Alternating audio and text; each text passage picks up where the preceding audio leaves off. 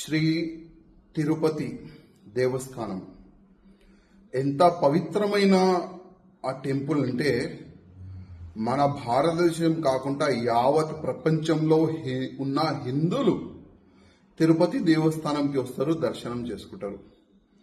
కానీ లడ్డూలు, ఈ పందులు కానీ వేరే వేరే జంతువులు మొత్తం వాళ్ళ నెయ్యి కలిపినారు. ఆ మాట విని చాలా మంది బాధపడుతున్నారు.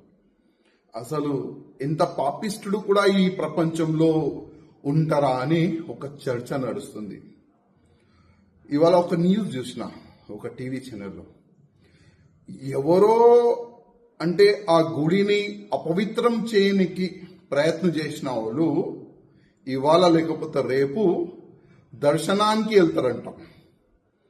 అంటే ఎంత మీరు ఘోర పాపం చేసిన తర్వాత కొద్దిగా మీకు సిగ్గులేదా? మళ్ళా మా తిరుపతి దేవస్థానం, మా దేవుడికి దర్శనం చేయడానికి మీరు వెళ్తారా? మా దేవుడి పైన మీకు నమ్మకం లేకపోతే మీరు ఎందుకు ఈ షోపుటప్ రాజకీయం చేస్తున్నారు? ఎందుకు ఈ షోపుటప్గా మీరు దర్శనం చేయడానికి వెళ్తున్నారు? నాకు అర్థమైతే లేదు.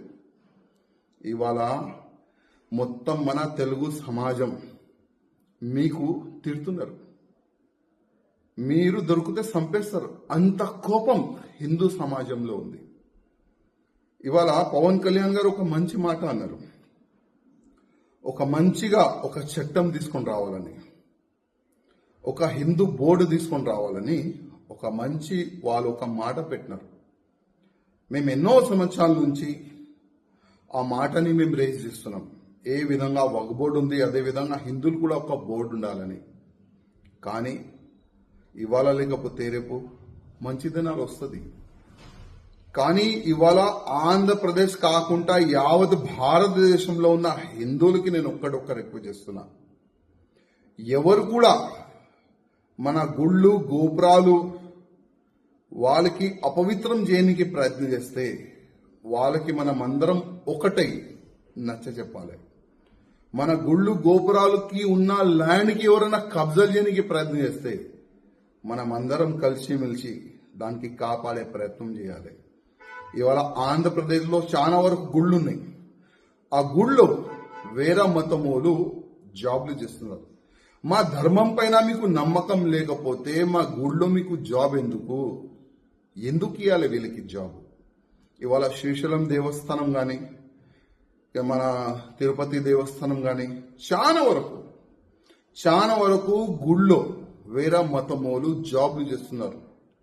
నేను ప్రత్యేకంగా చంద్రబాబు నాయుడు గారికి గతంలో కూడా ఒక లేఖ రాసిన, ఇవాళ కూడా నేను మా చంద్రబాబు నాయుడు గారికి రిక్వెస్ట్ చేస్తున్నా, మీరు దీనికి ఒక టాస్క్ ఫోర్స్ తయారు చేయండి, ఒక యాక్షన్ టీమ్ తయారు చేయండి.